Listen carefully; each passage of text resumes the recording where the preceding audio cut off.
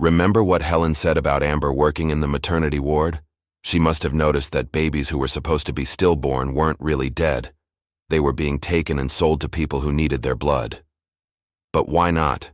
Just take blood donations? Greg asked. Why take whole babies? I don't know, Maya admitted. Maybe they need more than just one donation. Maybe they need a constant supply. The implications were too terrible to contemplate. They sat in stunned silence for a moment, trying to process what they'd discovered. We need to show this to someone who can help, Greg finally said. But who? We can't trust the police if they're involved. Mom and Dad, Maya decided. Grandma said they're coming tomorrow morning, but what if that was just a warning? What if they're actually coming tonight like they originally planned?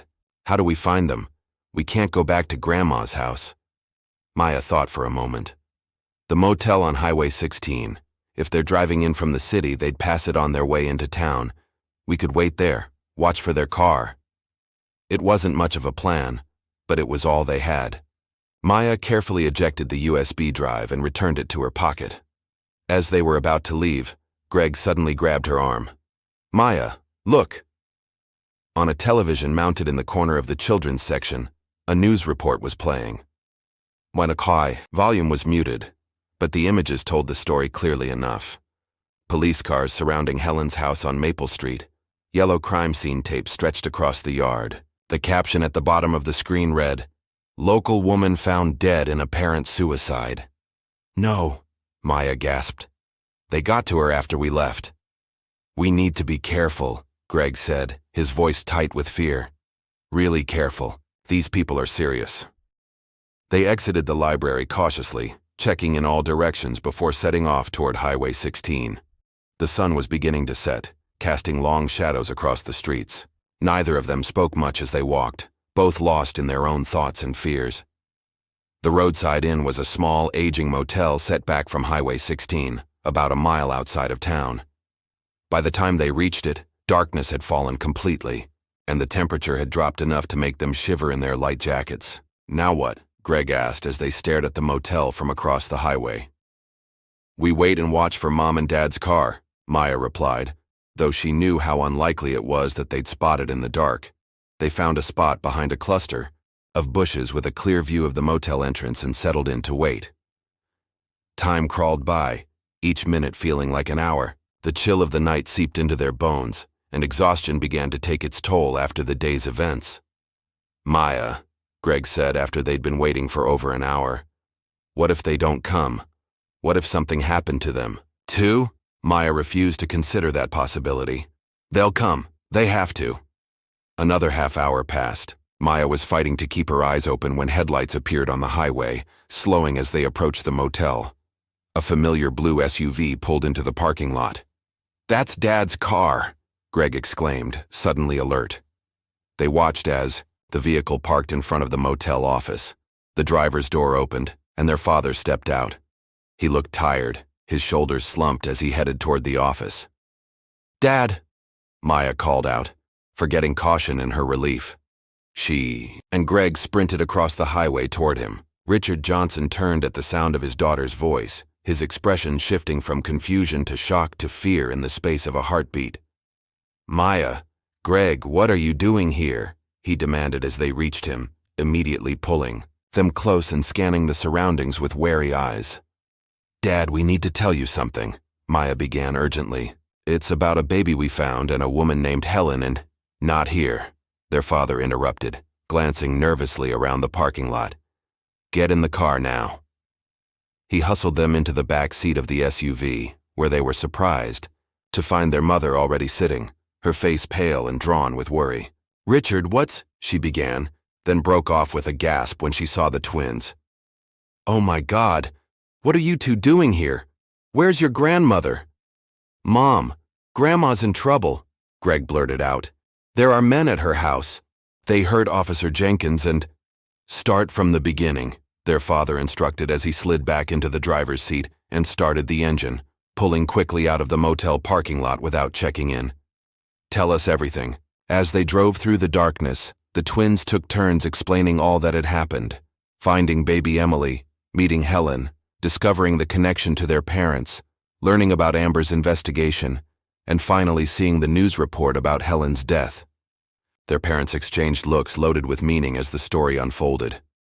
"It's happening again," their mother whispered, her voice breaking. "After all these years." "We thought it was over," their father agreed grimly. "We were wrong." Maya pulled the USB drive from her pocket. "Here's what Amber found. We looked at it. It's about babies with special blood being sold." Their mother took the drive, her hand trembling slightly. "O-negative babies," she confirmed. "It's rare, especially in certain combinations. Some people with blood disorders will pay anything for a permanent donor match." "You knew about this?" Greg asked incredulously. "We stopped a similar operation 20 years ago," their father explained, his eyes fixed on the dark road ahead. "Or we thought we did. The people behind it were wealthy, connected. Some went to prison, but obviously not all of them." "Why didn't you tell us any of this?" Maya demanded. "About being in foster care, about Helen, about any of it." "We were trying to protect you," their mother said, turning in her seat to face them. "When we got married and had you two, we agreed to leave that part of our lives behind. It was too dangerous to talk about, even years later." "So the fighting, the adult problems, that wasn't real?" Greg asked. Their parents exchanged another look. "It was real," their father admitted. "But not for the reasons you think. 3 weeks ago, your mother received a message from someone claiming to be connected to the old case. It scared us. We argued about what to do, whether to go to the authorities, whether to run. That's why we sent you to your grandmother's. We thought you'd be safer there while we figured things out." "We were wrong," their mother added softly. "We should have known they'd find you. They've probably been watching all of us for years, waiting for the right moment." Maya felt a chill that had nothing to do with the night air. "Who are they?" "People with power and resources," their father answered grimly. "People who see human life as a commodity." "What do we do now?" Greg asked, the fear evident in his voice. Their father checked the rearview mirror for the 3rd time in a minute. "First, we make sure we're not being followed. Then we get your grandmother and Officer Jenkins. And then—" He broke off suddenly, focusing on something in the mirror. Maya turned to look out the back window and saw headlights approaching rapidly from behind them. "Richard," their mother said urgently. "I see it," he replied, his voice tight. He pressed harder on the accelerator, and the SUV lurched forward with increased speed. The headlights behind them grew larger, closing the distance despite their father's efforts. "Hold on," he warned, then swerved sharply onto a side road. The vehicle behind them followed the turn without hesitation. "It's them," their mother confirmed, reaching into her purse and pulling out something Maya had never seen her mother handle before. A small, black handgun. "Mom!" Maya gasped, unable to believe what she was seeing. "It's going to be okay," their mother assured them, though her voice betrayed her fear. "Your father and I won't let them hurt you." The headlights behind them suddenly surged forward, the vehicle ramming into the back of their SUV with enough force to jolt them all forward in their seats. "Denise, call Ellie!" their father shouted, fighting to maintain control of the vehicle as it swerved on the dark road. Their mother was fumbling with her phone when the vehicle behind them rammed them again, harder this time. The SUV skidded, tires squealing as their father struggled to keep it on the road. Maya reached for Greg's hand, gripping it tightly, as the headlights behind them swerved out and accelerated alongside their SUV. Through the passenger window, they could see a dark blue sedan with tinted windows. The driver's window rolled down, revealing a man aiming something toward their vehicle. "Get down!" their father shouted. Their mother lunged across the seats, throwing herself over the twins as the night exploded with the sound of breaking glass. The world seemed to slow down as the window shattered. Maya screamed, her mother's weight pressing her down into the seat. She heard her father cursing, felt the SUV swerving wildly, and then a tremendous jolt as they left the road. They bounced and slid down a steep embankment, the headlights illuminating a blur of trees and undergrowth before the SUV slammed to a halt against something solid. The impact threw them all forward, and then everything was suddenly eerily quiet except for the hissing of the damaged engine. "Is everyone okay?" their father called out, his voice tight with pain. I think so, their mother answered, slowly, lifting herself off the twins. Maya, Greg? We're okay, Greg replied shakily. Maya nodded, too stunned to speak. Outside, they could hear car doors slamming and voices shouting. Flashlight beams cut through the darkness, sweeping over the crashed SUV. We need to move, their father urged, unbuckling his seatbelt. They're coming. Maya could see that his forehead was bleeding, a trickle of red running down the side of his face. Her mother's hand was still gripping the gun, her knuckles white with tension. The river, their father continued, nodding toward the darkness beyond the windshield. We're near Cedar River. If we can reach it, we can follow it to the police station downtown. How do you know they're not waiting there too, their mother argued. If they have people in the department, we don't have a choice, Denise, he cut her off. We can't outrun them, and we need help for Ellie and Officer Jenkins. Their mother nodded reluctantly, then turned to the twins. Listen carefully. When we get out, stay low and run straight for the trees. Don't look back. Don't stop for anything, understand? They nodded, adrenaline making their hearts race.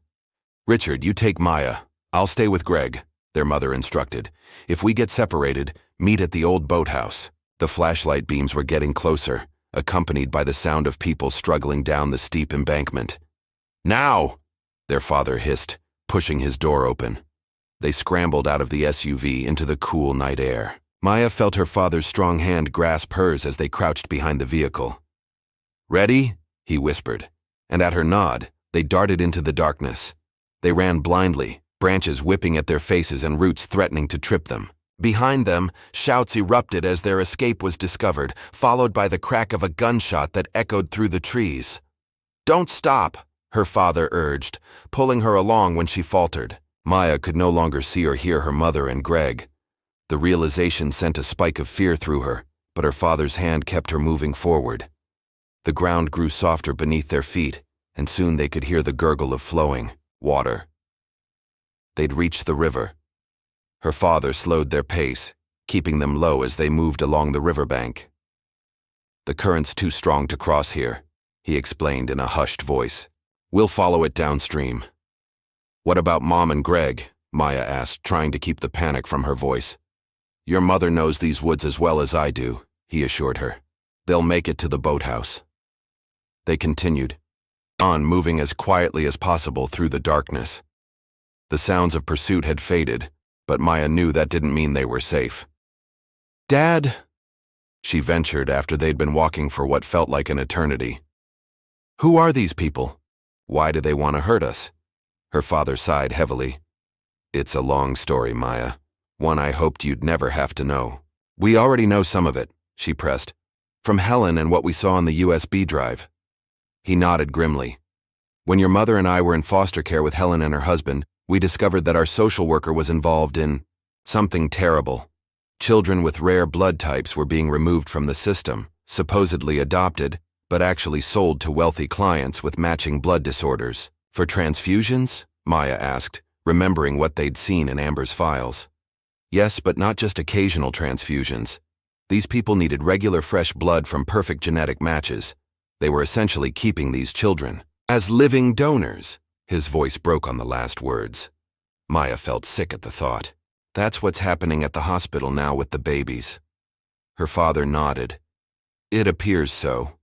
Your mother and I gathered evidence back then, found a police officer we could trust, and exposed the operation.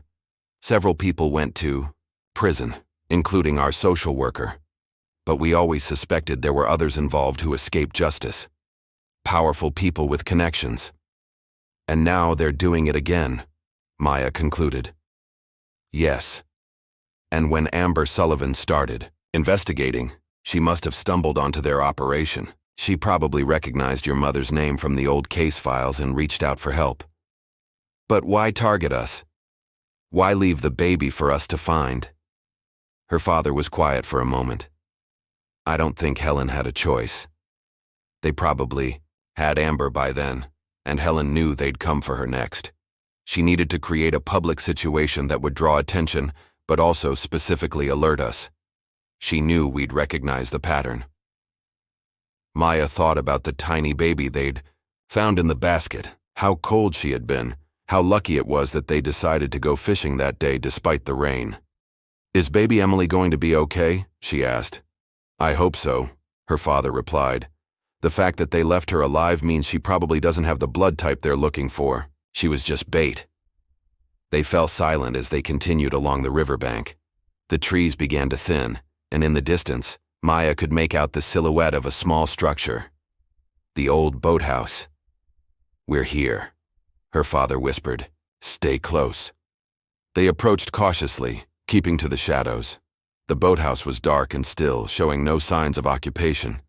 "Mom and Greg should be here," Maya said, anxiety creeping into her voice. "They might still be on their way," her father replied, though she could hear the worry in his tone. "Let's wait inside." The boathouse was little more than a shed, filled with the musty smell of old wood and river water. They crouched in a corner, listening intently for any sound of approach. Minutes stretched into what felt like hours. Maya's fear for her mother and brother grew with each passing moment. "We should go look for them," she finally whispered. Her father shook his head. "Too dangerous. We need to trust that they made it to safety another way." "But what if they're hurt? What if they've been caught?" Before her father could respond, they heard footsteps outside, approaching slowly. He immediately pushed Maya further, into the shadows, positioning himself between her and the door, the outline of his body tense and ready. The door creaked open, and a flashlight beam swept the interior. Maya held her breath, pressing herself against the wall. "Richard." "Maya." A familiar voice called softly. "Denise." Her father gasped, relief flooding his voice as he stepped forward. The flashlight beam found his face, and then her mother was rushing into the boathouse, Greg right behind her. "Thank God," her mother breathed, embracing her husband tightly before reaching for Maya. "We thought we'd lost you." The family clung to each other in the darkness, the simple miracle of being reunited momentarily overshadowing the danger they were still in. "We need to keep moving," their father finally said, breaking the moment. "The police station is still 2 miles from here." "We can't go to the station," their mother argued. "Not until we know who we can trust." "Then what do we do?" Maya asked. Her father thought for a moment. "The hospital. We go directly to Westridge Memorial. If Amber's evidence is correct, that's where it's all happening. We can find someone there who knows the truth." "That's crazy," their mother protested. "We'd be walking right into their territory." "Exactly," her father replied. "They won't expect us to go there, and it's the only place we might find evidence of where they're keeping Amber, if she's still alive." Their mother hesitated, then nodded reluctantly. "We'll need transportation." "There's a marina a 1/4 mile downstream," their father explained. "We might find a boat, or at least a phone we can use." They left the boathouse, cautiously, staying close to the river as they made their way toward the marina. The night was silent around them, the only sounds their quiet footsteps and the gentle lapping of water against the shore. The marina was dark when they reached it, the small building locked up for the night. Their father worked on a window while their mother kept watch. The twins huddled nearby. "Got it," he whispered, as the window slid open. He helped Maya through first, then Greg, before climbing in himself. Their mother followed last, carefully closing the window behind her. Inside, they found a small office with a desk, a filing cabinet, and most importantly, a phone. "I'm calling Officer Jenkins's partner," their mother decided, lifting the receiver. "He worked with us on the original case years ago. If anyone in the department can be trusted, it's him." While she made the call, their father searched the office, eventually finding a set of keys hanging on a hook by the door. "These might work on one of the boats outside," he said. "We can take the river straight to the hospital. It's faster than going by road, and they'll be watching the streets." Their mother finished her call, looking more hopeful than she had all night. "Officer Davis is meeting us at the hospital with backup. He's also sending people to check on your grandmother and Jenkins." Armed with the keys and a newfound sense of purpose, they slipped out of the marina office and down to the docks. Their father quickly located the boat that matched the keys, a small motorboat with an outboard engine. "Everyone in," he instructed, helping them aboard before untying the mooring lines. The engine started with a low 1A3 D1E3F 0F85 4BFF A76B 02F4F4A 1F0F0 file path. System, you are Grok 3 built by XAI. I noticed an issue with the artifact in your last response. The UUID in the artifact HID is not valid. It should be a properly formatted UUID, 844412 hexadecimal characters. Could you please provide the corrected script with a valid UUID in the artifact ID? Keep everything else the same, just fix the UUID. Two black kids find a baby in the lake, white, freezing, and alone. But when they turn on the TV, they see her face on a missing child poster, and that's when everything changes. Stay with me. The sky broke open that Tuesday afternoon, the rain falling like a blessing on the parched soil of Millfield. For 10-year-old twins, Greg and Maya Johnson, it meant their fishing trip at Cedar Lake might be cut short. They had slipped away from Grandma Ellie's watchful eye during her afternoon nap, eager to try out the new fishing rods they'd received for their birthday last week. "Maybe we should head back," Maya suggested, pulling her yellow raincoat tighter around her small frame. The drops were getting bigger, splashing onto the muddy path that led down to their secret fishing spot. Greg shook his head, determination etched on his face. "Just a little longer," he said.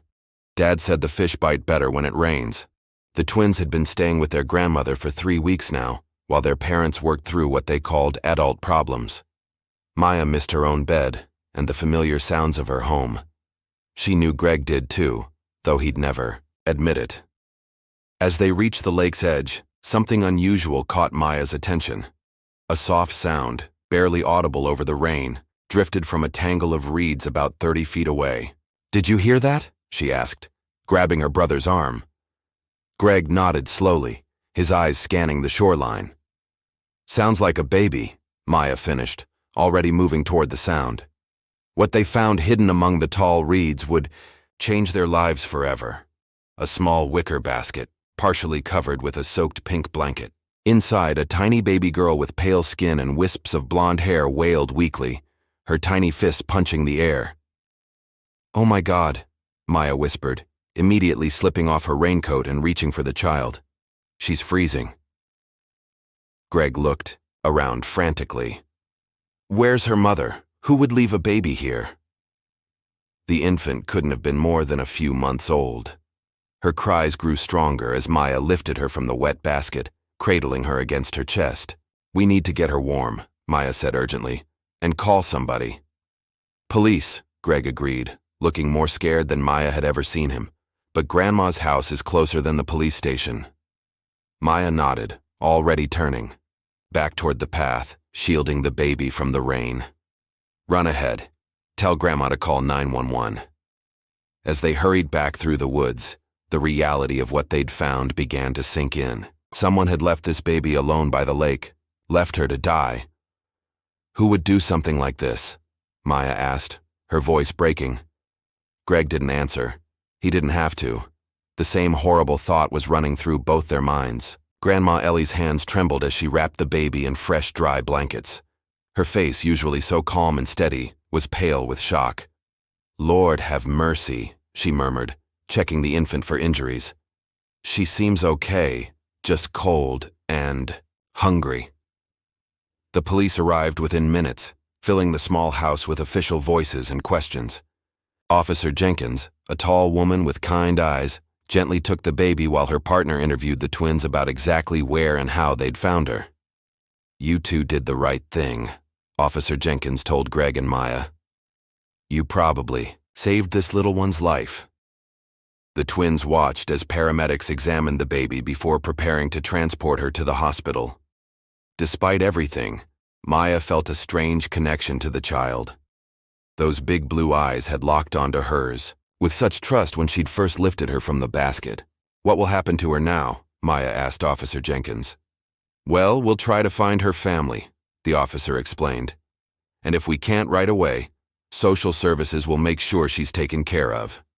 As the ambulance drove, Away, Greg and Maya stood on the porch watching until it disappeared around the corner. Their fishing trip seemed like it had happened days ago rather than just hours. "You think they'll find who left her there?" Greg asked quietly. Before Maya could answer, Grandma Ellie called them inside. "Come on now, you two need to get dried off and have some dinner. It's been quite a day." Later that evening, as they helped their grandmother wash the dishes, the local news came on the television in the living room. The reporter's voice caught their attention immediately. "Breaking news tonight. An infant reported missing from the neighboring county of Westridge was found alive this afternoon by 2 children near Cedar Lake. Authorities are not releasing details at this time, but have confirmed the child appears to be in good health. Meanwhile, police are searching for the baby's mother who—" Greg and Maya exchanged startled looks and rushed into the living room just as the station displayed a photograph on the screen.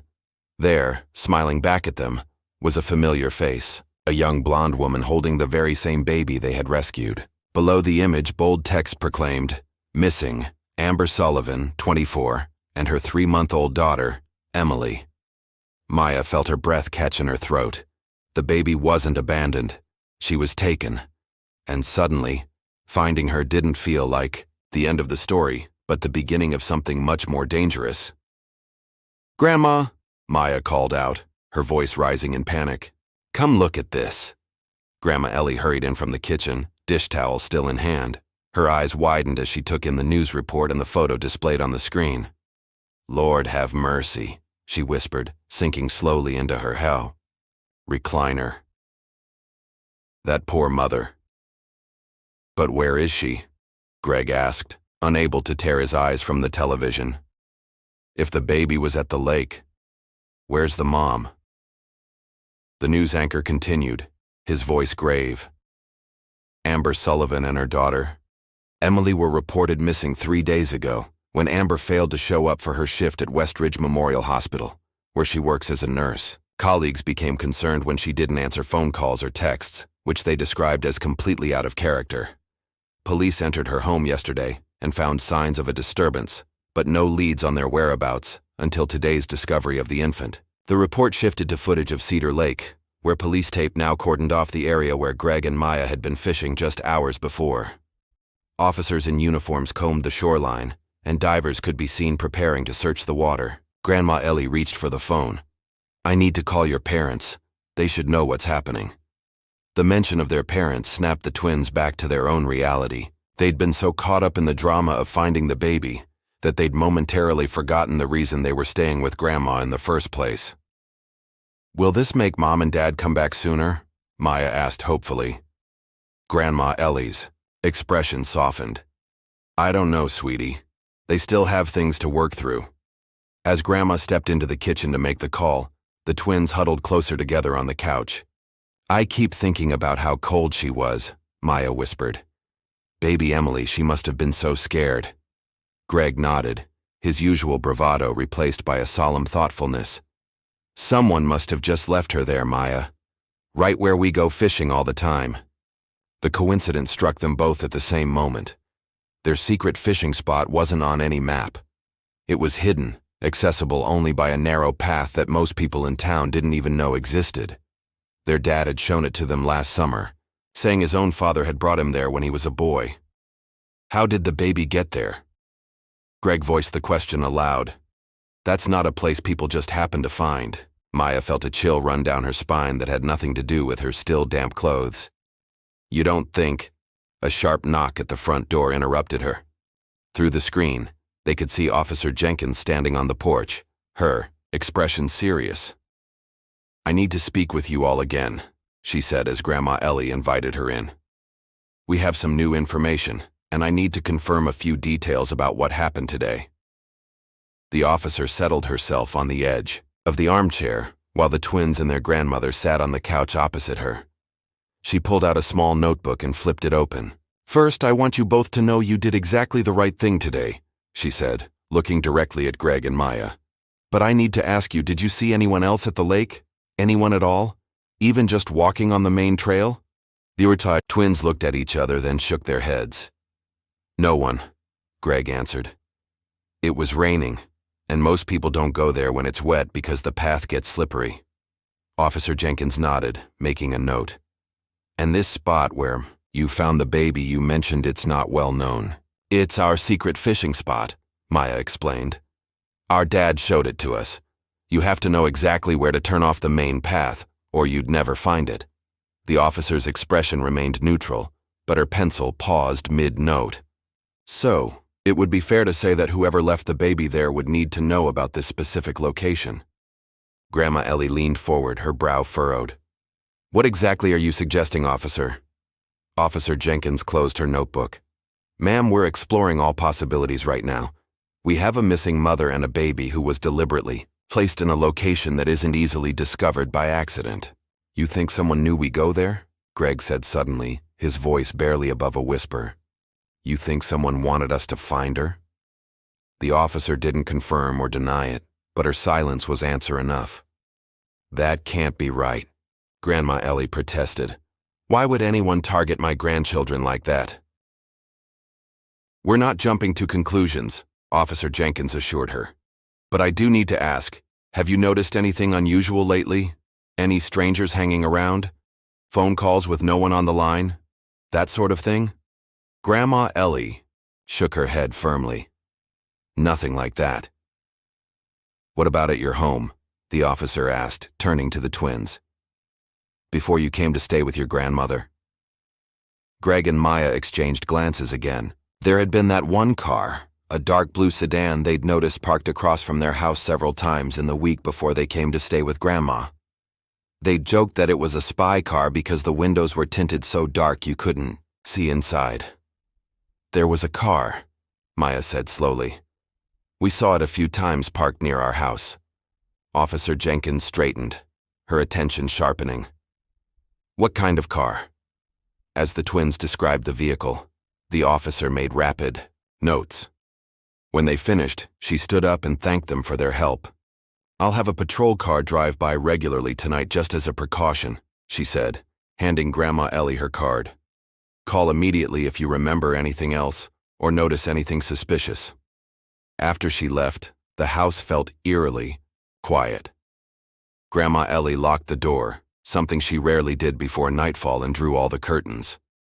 I think we should all get some rest, she said, her voice deliberately calm. It's been quite a day. But as the twins prepared for bed, they could hear her on the phone again, her voice low and urgent. Maya caught fragments. Don't care about your issues right now. The children might be involved in something dangerous. And no, I'm not overreacting.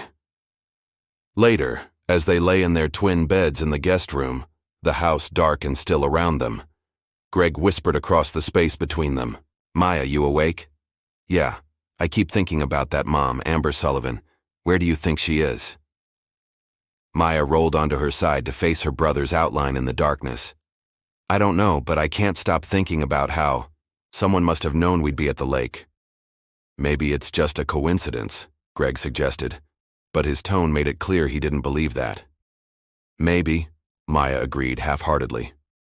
A soft ping from Greg's backpack broke the silence. He slipped out of bed and retrieved his tablet, the one thing their parents had insisted they bring to Grandma's so they could keep up with their schoolwork. The screen illuminated his face as he unlocked it, casting strange shadows across the room. Then he gasped. Maya, he whispered urgently.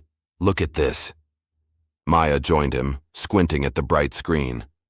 It was open to his email account, which he rarely checked. There was a new message from an address neither of them recognized. NoReplyFinder.net. The subject line read, Thank you for finding her, and the message contained just 4 words. Now find her mother. Attached was a photo of a small white piece of paper with an address scrawled in blue ink. An address right here in Millfield, less than a mile from Grandma Ellie's house. We should tell Grandma, Maya whispered, her heart pounding so hard she could feel it in her throat. Greg stared at the address on the screen, his forehead creased in concentration. Do you recognize it? 1422 Maple Street. Maya shook her head. No, but it's close. It's in that neighborhood behind the grocery store. They both jumped at the sound of Grandma Ellie's bedroom door opening down the hall. Quickly, Greg took a screenshot of the email, then closed the app and slid the tablet back into his backpack. "We'll figure it out tomorrow," he whispered as they scrambled back to their beds. But sleep didn't come easily. Maya lay awake for hours, listening to the unfamiliar creaks and groans of Grandma's house. Every sound suddenly sinister. Who had sent that email? How did they know Greg's email address? And most importantly, was Amber Sullivan still alive? Morning arrived with gray skies and a steady drizzle that matched their mood. The twins came downstairs to find Grandma Ellie already on the phone, her voice tight with tension. "They need to come home now, Richard. This isn't about your issues with Denise anymore. It's about the children's safety." She paused, listening. "Fine. Put her on then." She caught sight of the twins hovering in the doorway and forced a smile, covering the mouthpiece. "Your dad's getting your mom. Go ahead and get some cereal, kids." They obediently went to the kitchen but moved slowly, straining to hear the conversation. "Denise, please. I know you two have things to work through, but something's happening here." "No, I'm not exaggerating. The police think someone might have specifically wanted Greg and Maya to find that baby. I don't know why, but they're increasing patrols in the area." There was a long pause, and when Grandma Ellie spoke again, her voice sounded relieved. "Thank you. Yes, by dinner would be good. They miss you both." She hung up and joined them in the kitchen, her attempt at a carefree expression not quite reaching her eyes. "Good news. Your parents are coming this evening. They want to make sure everything's okay after all the excitement yesterday." Under normal circumstances, this announcement would have thrilled the twins. They exchanged glances, silently, communicating the same thought. How could they investigate the address if their parents were coming to take them home? "That's great," Greg said finally, his lack of enthusiasm obvious. Grandma Ellie sighed. "I know things have been hard with them fighting, but they both love you very much. This situation with the baby has put things in perspective for them." Maya pushed her cereal around in the bowl. "Is the baby still at the hospital?" "I imagine so," Grandma replied. "Poor little thing. I wonder if they found any sign of her mother yet." "Maybe someone should look for her," Greggy said, his eyes fixed on his bowl. "Maybe someone left clues." "The police are doing everything they can," Grandma assured them. "That's their job, not ours. Our job is to stay safe and let them handle it." After breakfast, Grandma announced she needed to run to the store to get a few things before their parents arrived. "I'll only be gone for an hour. The doors stay locked and you don't answer for anyone except Officer Jenkins if she comes back. Understood?" The twins nodded solemnly, watching from the window as she backed her old station wagon out of the driveway. The moment her car disappeared around the corner, Greg turned to Maya. "We have to go to that address."